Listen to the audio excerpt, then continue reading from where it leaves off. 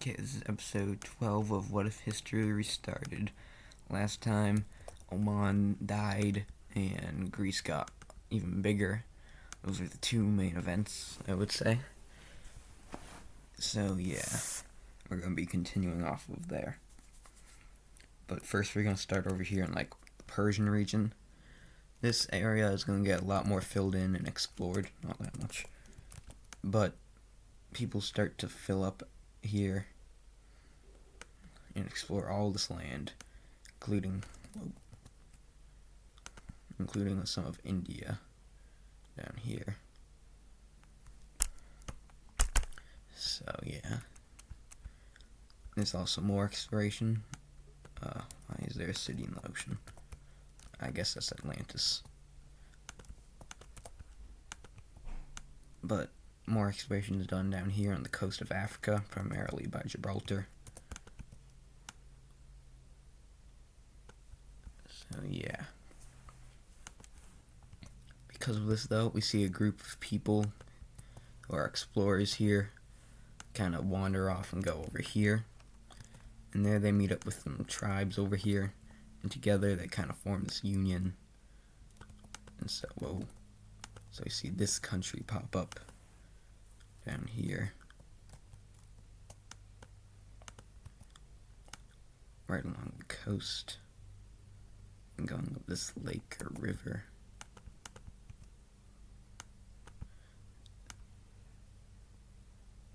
And capital for this country will be right down on this little area right there, maybe over here. And yeah, it expands a little bit this way, but not that much, just kind of along the coast. The Americas, still not much is really happening. Both of these two civilizations are just kind of doing whatever. They aren't really expanding at all, just working on internal stuff. Also, I just realized I did not add in any explored sea for them, so hold on.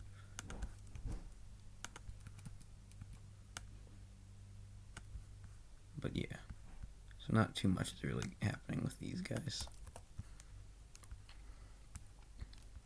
Where there is stuff happening, though, is China. They focus a lot now on this northern area, so they explore up here, go all the way up in this area. It starts to get too cold for them to go directly north, though, so that's going to kind of stop. But for now, they continue to take a giant piece of lands, with this being the newest one. Since, like I said, it's too cold, they now focus over here and find Lake Baikal, explore all around it and the surrounding area.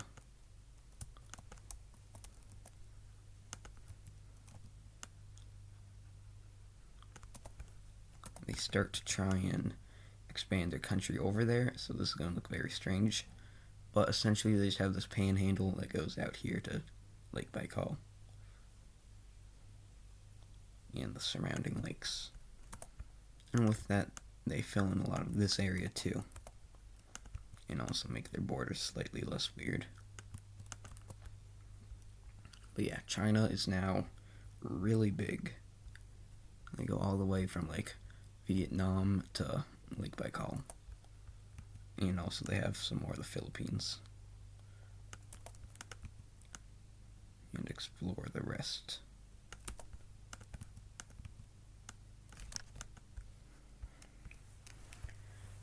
Myanmar is just kind of chilling, but they do find the rest of these people. So with that, they start to trade and they begin to get more powerful.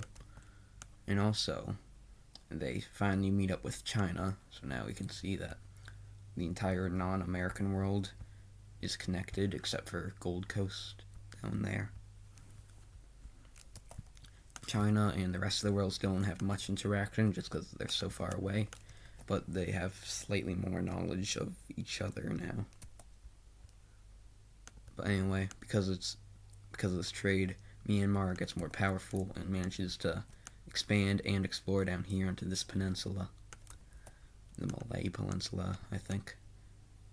And they go down like this.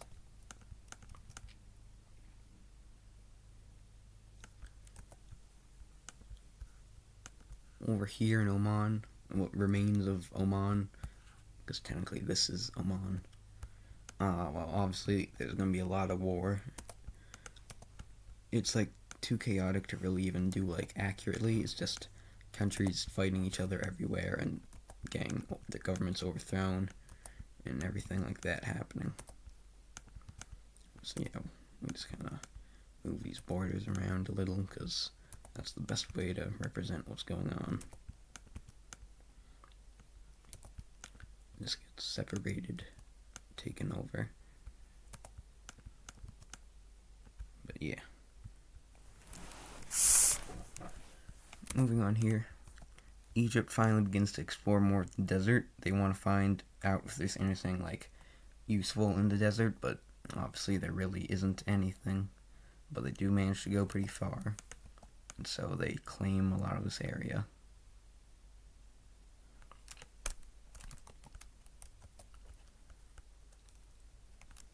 The North Italian country has been getting more powerful recently, and they are now going to go to war for, I believe, the first time. I think this is the first time. But anyway, they're just going to go after this little one, and I mean, yeah, there's not much that they're going to be able to do.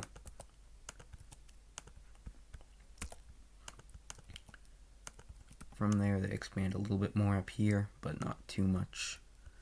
And they also land a small invasion over here into Corsica, and they take the island. And so it's forced to move its capital down to Sardinia. But anyway, over in Italy, Greece is going to go on another little rampage. First of all, they take over this light blue one, and then this dark blue one. With both of these gone, and they completely annex them as always. And North Italy feels pretty threatened by this, so they're gonna kind of make a little, statement by invading this one, and Greece decides to join in on it, and so they end up splitting it down the middle like this.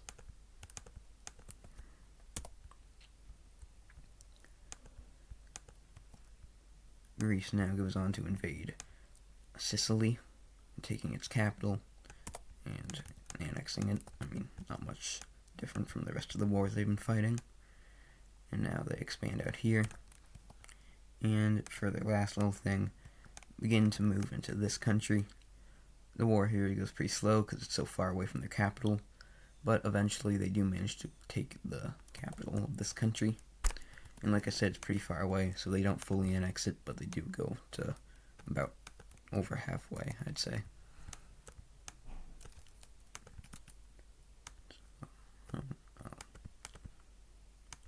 Let me just make this look better. And yeah. So Greece is now, they control probably well over half of the Mediterranean. As I've done before, we can show their naval dominance, and it's now going to be even bigger. All the way, this is theirs. And yeah, it's a lot of sea, which is very important for trading between Gibraltar and France and these two, and the Sardinian countries and the Tunisian countries and the rest of the world. So Greece, Cyprus kind of lets other countries use this as a port, but they have to pay to do it, so they do actually get some funding back. But, that's just kind of to show how important the trade is over here. And Greece kind of controls it all. And also, obviously, they've become the second most powerful country, only behind China, but they're more powerful than the blue team now. And the blue team does not like this. The blue team really hasn't done that much in a while because they've actually been pretty pacifistic, I believe that's the word. But now that Greece is starting to border them more and look like they're possibly going to invade soon, the blue team's going to do a couple things. First of all, they're going to expand more out here. with some more exploration. Thicken their land by the Caspian Sea. And most notably, they're going to form an alliance. So this alliance is just going to be the square team. As you can see, we have obviously the first member is the blue team, and basically this is just an anti-Greece alliance. So we see Cyprus join in, as well as the red team, Egypt and North Egypt, North France, and the Tunisian country that got beat up by them before. And that's probably it. But yeah, this is the first alliance and the first new layer on this map. So yeah. So Greece feels kind of threatened by this now, because, like I said, while they're the most powerful country other than China, they are probably about equal in power to all of these countries combined. Especially, mainly just because of the blue team, red team, and Egypt. But still. So because of that, they're going to go out and expand more up here. They also take some more of this land, which is like the very edge of the Sahara. But now they're kind of stuck. They don't really want to go more inland. They already have pretty much all the Adriatic. They can't go more into Africa. And they can't go more into the Black Sea because of the blue team. But so for now, they're just going to work on, making new technology and bettering their economy and stuff. But over here, Persia, last time they sold that piece of land to red team, and that went really well for them. They're very rich now, and it went so well that they're actually going to want to do it again. So they sell this piece of land over here to this country, and while they now lose all of their Arabian land, unless you count this, they are even richer now. With this wealth, they're first of all going to make a new major city up here. And second of all, they're going to be able to expand a lot out here. They do not invade this country though. Oh. By the way, the square team asked them to join their alliance, but they say no because they don't really care about Greece. But so because of that, square team feels kind of threatened again. I'm using the word threatened a lot, but there's not really a better word. So they're going to do something that's kind of unpopular, but they're going to see it as necessary, and they're going to jointly invade this country. Now this is very strange because the red and blue team hate each other. They're only working together because they are scared of Greece. But there's even fighting among these two, even though they're in the same alliance. There's really not. The other people in the alliance, mainly Cyprus and Egypt, tell them to stop, but they don't. But then, since the blue team is much more powerful, they go down here and are winning against the red team. But then the rest of the alliance kind of sides with the red team, and they're like, hey, blue team, stop that. So they all work together, and they kind of just push out here, and finally they agree just to leave it like this.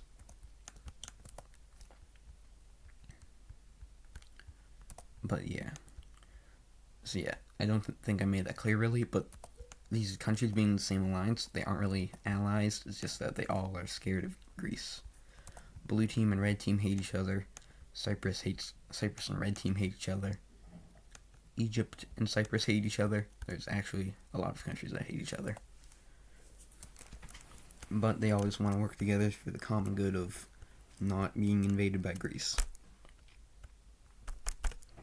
Even though China is the strongest country in the world, and by far the biggest, Greece is probably the most technologically advanced, and also probably the wealthiest. I would say that they're the richest, then China, then Persia, then Blue Team, and then probably Cyprus, and then maybe North France, and then Gibraltar. Speaking of Gibraltar, we're going to look in this area a little bit more. We see this country kind of expand up here, and this one go down to border it, as well as going to Iberia a little bit.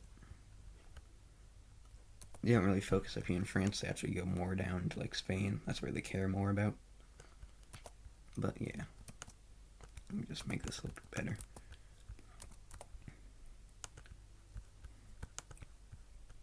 Meanwhile, down over in Africa, we see these countries who are working together.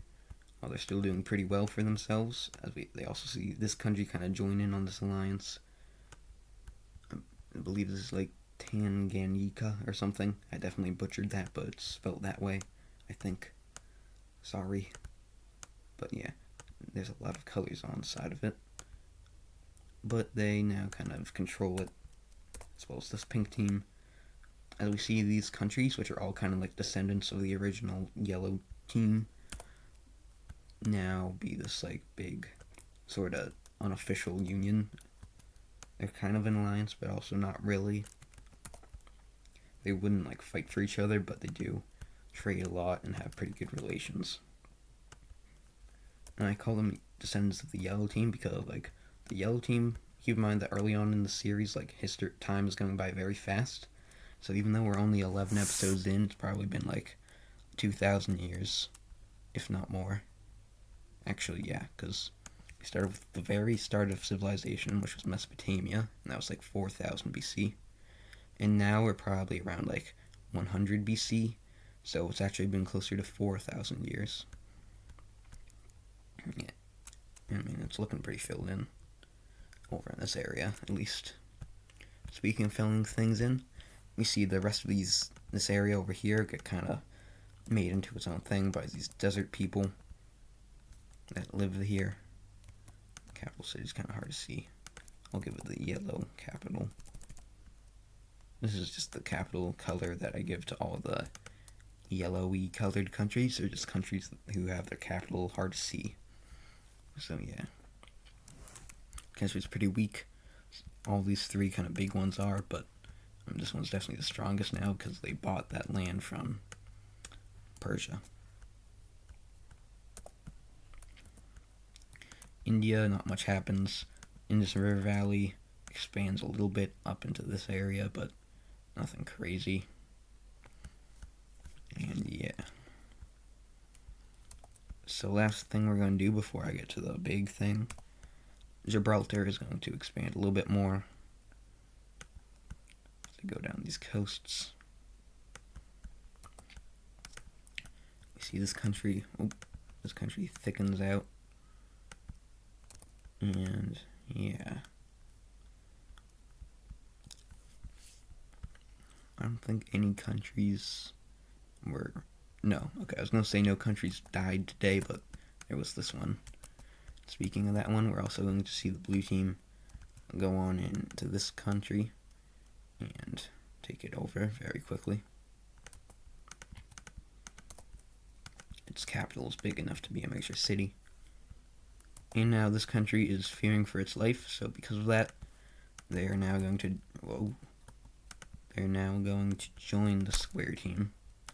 Because if they didn't, then they would probably be beat up by both of them, by Greece and the square team. But anyway, with that, like I said, Greece has been building up their military and wealth for the past 100, 200 years by now. Well, not 100. I mean, when I said it, it was probably like 50, 30 maybe. Yeah, we'll say 30 years ago. But now it's like... But they've been kind of doing that for a while now. But anyway, they feel kind of ready to take on this war. So their tactic here is that they're going to go after this one first. This country is very isolated and far away. So their thought is that they will be able to take it over really quickly and imprison everyone there so no one will even know about it. And that is exactly what happens because this country falls over in a matter of days. And no one is let to escape. So we see this happen as Greece is now even bigger.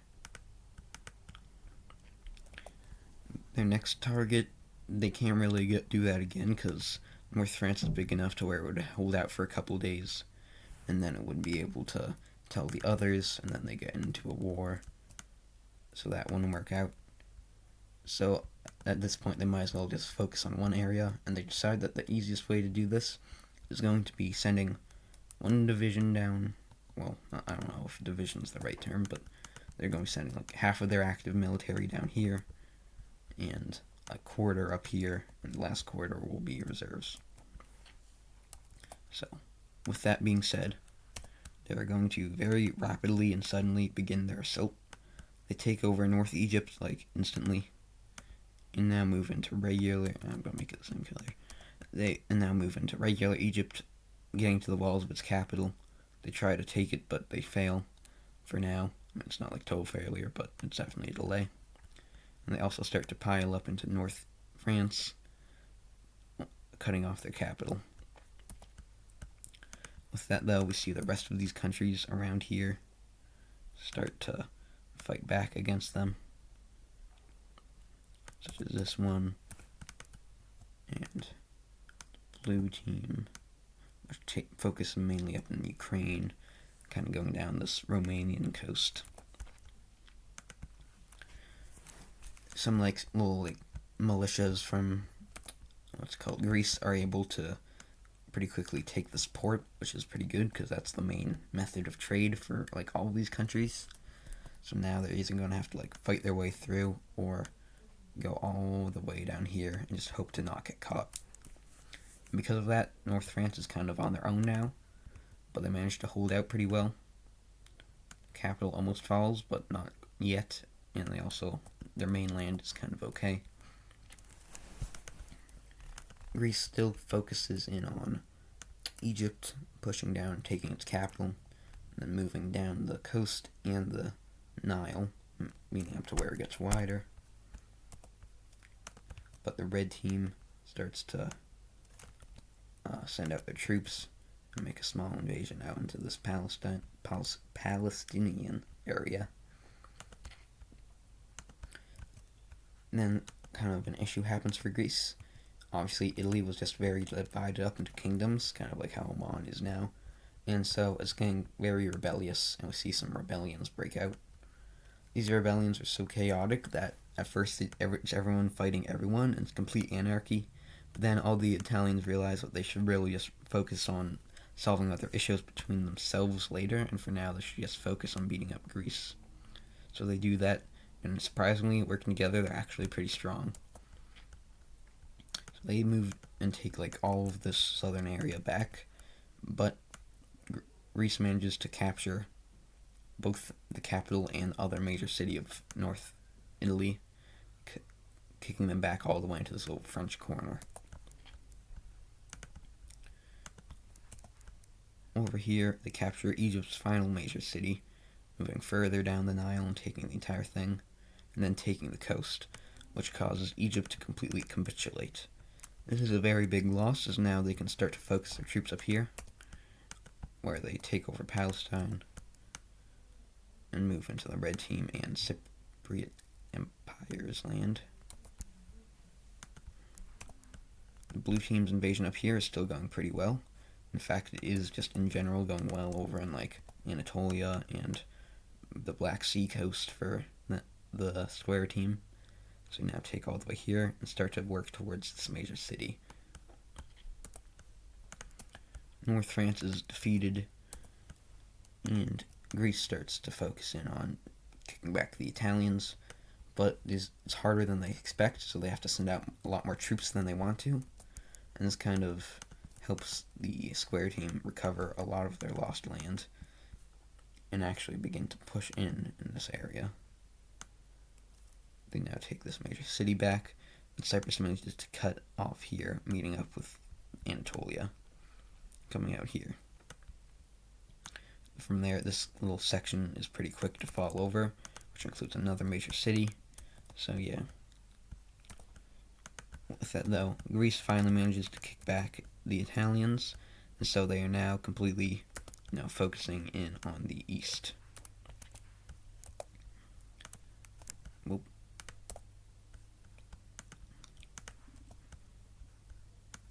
Blue team and Anatolia work together up here to push into this area, but as they get further into like core Greek territory, it starts to get harder to invade. Cyprus, however, and the red team managed to move down here and take over the Sinai Peninsula, as well as the Red Sea coast, going all the way out to here and almost taking over all of these major cities. Just these two are left. But as all of these troops arrive, Greece starts to make a push backwards. And now the blue team and Anatolia get kind of shoved backwards. I think my audio was glitching there for a second, sorry. But anyway, they managed to start invading the pink Anatolian country, taking its capital, as well as reclaiming all this land. Pushing it back like this.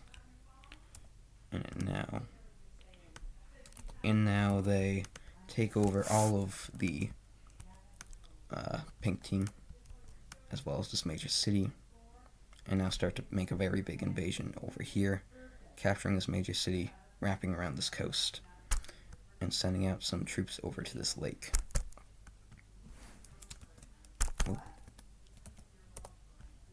Now,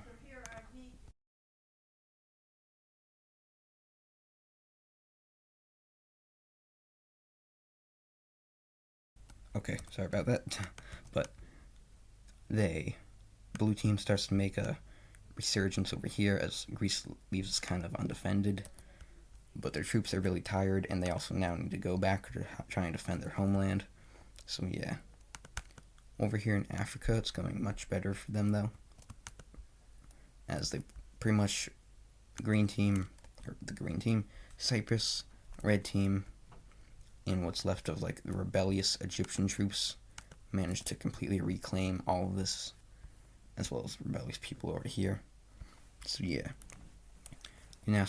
so now they can send their troops up here, but in the meantime, Greece has kicked them back here, and also has begun to really, done pretty terrible things to the blue team.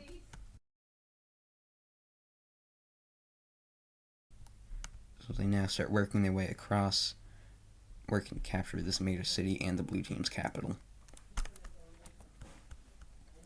The blue team pretty much has this entire front line collapse, and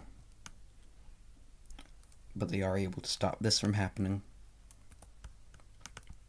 and Cyprus manages to push up here and start liberating blue team land.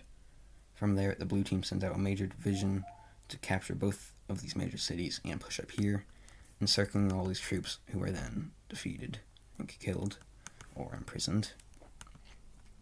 The front line is a lot more kind of uniform now. It's like right here.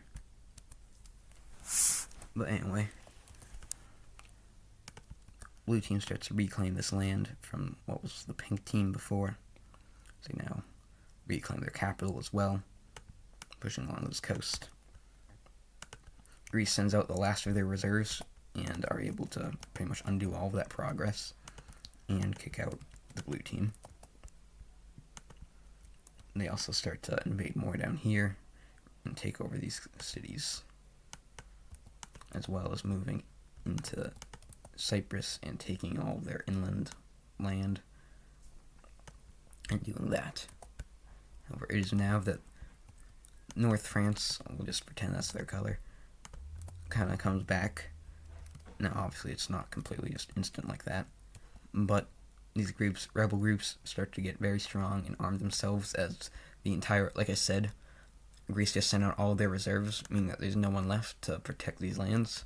So that may have been a mistake for them, as the North Italians pretty quickly come back and they do not take over the world, but they do take that, all of their original land, and now push into Greece. And these areas are also very easy to fall because the Italians are very rebellious.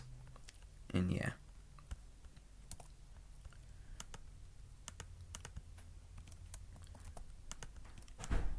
As Greece starts to send over more troops there, the blue team takes back more of their territory, moving in, taking pretty much all of the pink team, and then essentially all of this land is recaptured by the square team.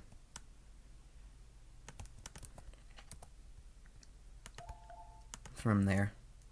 The blue team, Cyprus, and red team, and all of the rebels from Africa now start one final really big push over here in Anatolia. The Africans and Cypriots work up here, so they are able to take this land, while the blue team and the red team together, for once, focus on taking this land. This area is pretty much undefended, so for like the 10th time in this war, it's going to be occupied again. And now things are not looking good for for Greece. North Italy, well, I guess it's just Italy in general now, because they have the other Italians down here. They make a landing on this major city, and all of Dalmatia falls over. And the entire rest of the square team now starts their push over here, coming down to the capital of Greece. The Italians join them, as Gibraltar has also started funding these guys, like, really heavily. They might as well be in this war, so yeah, they're part of the alliance, but they are in the war now. They're completely sending over all of their troops here. That's how the Italians took all this land back. And with the Greek army completely exhausted, with like 80% of it dead by now, these last square team countries finally work together to put Greece, back to being nothing. Well, back to being regular Greece again. And with their capital completely isolated, all the square team members in general finally managed to capture it, and Greece is gone. And now we get to look at the peace treaty, which is going to take a while, because, a lot of countries are involved in this, and a lot of land is being exchanged here. I know a lot of people like to edit out making the peace treaty and then explain it later, but I feel like it would just make more sense to do the peace treaty while recording so that you can explain everything. So that's what I'm going to do. So starting from the beginning of the war, first thing we're going to see is this country get back like all of its land and probably some more, pushing back all the way over here. North Egypt is going to take all of this, and Egypt is going to grab up a lot of this. Maybe not the Sinai Peninsula. The blue team is going to be taking most of this Black Sea coast, and they also unite with this pinkish team, because they didn't have negative relations, and through this war they kind of became pretty close allies, so yeah. They managed to take the entire thing. Cyprus, hold on. The red team gets a coast over here on the Black Sea, or not the Black Sea, the Mediterranean, and Cyprus gets all of this.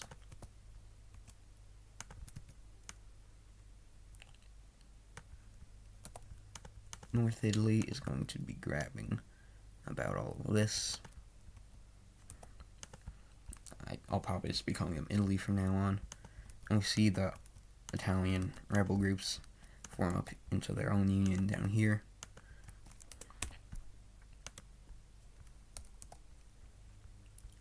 Greece is not looking too great now, but there's still a decent amount of land left. They want to be much harsher on them.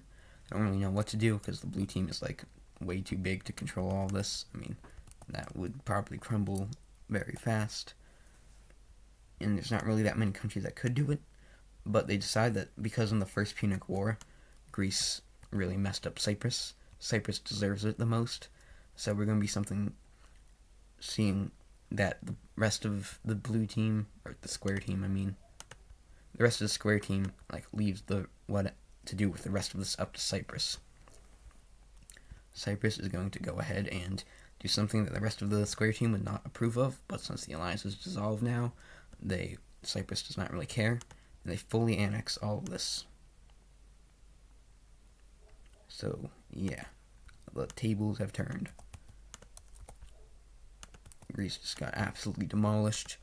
The rest of the blue team was planning to let them live, just like maybe as this big.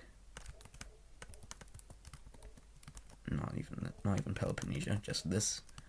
But Cyprus, they have a vendetta against them, so they decided that they really needed to go. Some of this land is too hard for them to control, so they do kind of just have to let it go. But they also buy the Strait of Marmara, or the land around the Sea of Marmara here from the blue team, as well as just kind of this land over here. The blue team's happy with that. The red team didn't get that much land out of this war, but they did get a lot of money because of war reparations and all that. So that worked out for them. They're happy. And yeah, this is now the new world map. Well, not world map. The new Middle East map. Well, not even the Middle East. This area map. And yeah, Cyprus has become huge again. Well, they aren't really huge. But yeah, the blue team is huge. They're so huge that they're going to start a new major city up here in Crimea. That area is looking pretty bare. So yeah, this has been a pretty long episode, but it's finally coming to an end, just like Greece did. So, goodbye.